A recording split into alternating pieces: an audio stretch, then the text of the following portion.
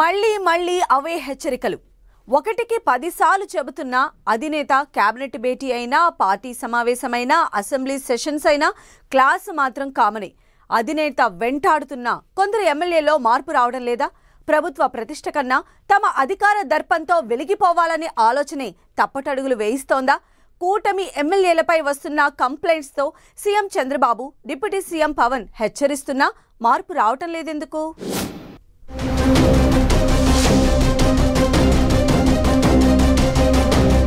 కూటమి ఎమ్మెల్యేల క్రమశిక్షణపై CM Chandrababu, deputy CM Pawan Kalyan చేస్తున్న హెచ్చరికలను కొందరు లైట్ తీసుకుంటున్నారనే ప్రచారం జరుగుతోంది.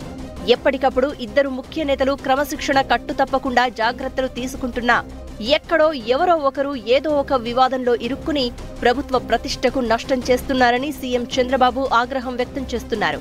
డిప్యూటీ సీఎం పవన్ కు సైతం ఇది అభిప్రాయం ఉండడంతో కూటమి ఎమ్మెల్యేలు అలర్ట్గా ఉండాల్సిన పరిస్థితులు కనిపిస్తున్నాయి.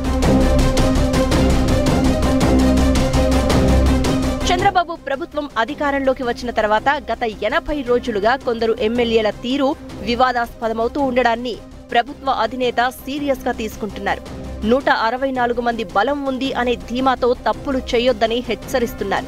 గత ప్రభుత్వంలో చేశారని మనము అదే తప్పులు చెయ్యాలా అంటూ చంద్రబాబు, పవన్ సుతిమెత్తగా హెచ్చరిస్తున్నా కొందరు ఎమ్మెల్యేల తీరు మారడం లేదు అంటున్నారు.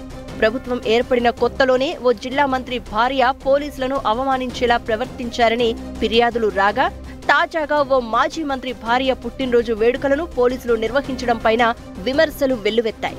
ఇదే సమయంలో ఓ ఎమ్మెల్యే పోలీస్ స్టేషన్ ముందు ధర్నాకు దిగితే, మరో ఎమ్మెల్యే భర్త రియల్ ఎస్టేట్ వ్యాపారంపై కొందరు ఫిర్యాదులు చేశారు. వరుసగా వెలుగు చూస్తున్న ఈ అంశాలపై సీఎం చంద్రబాబుకు ఎప్పటికప్పుడు సమాచారం వస్తూ ఉండగా వెంటనే దిద్దుబాటు చర్యలు తీసుకుంటున్నారు. అయితే తమ వంతు ఇంకా రాలేదేమోనని అనుకుంటున్నారేమో కొందరు అవే తప్పులు చేస్తున్నట్లు ఆరోపణలు ఎదుర్కొంటున్నారు.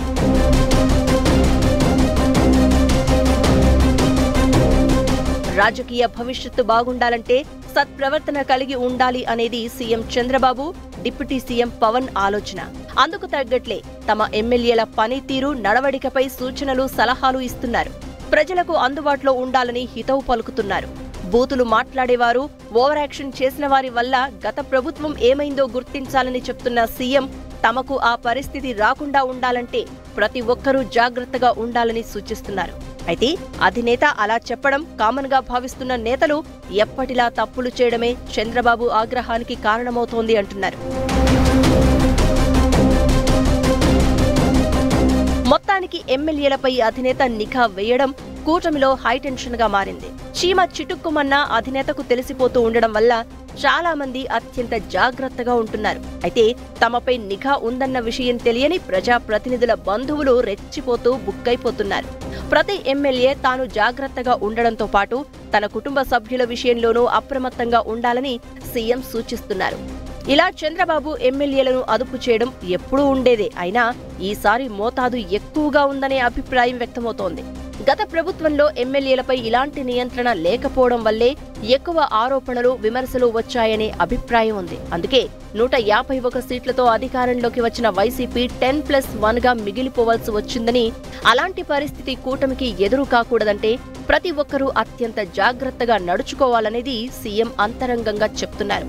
దీనికి డిప్యూటీ సీఎం పవన్ కూడా మద్దతుగా నిలుస్తూ ఉండడంతో కూటమి ఎమ్మెల్యేలు హై అలర్ట్ లో ఉండాల్సి వస్తోంది.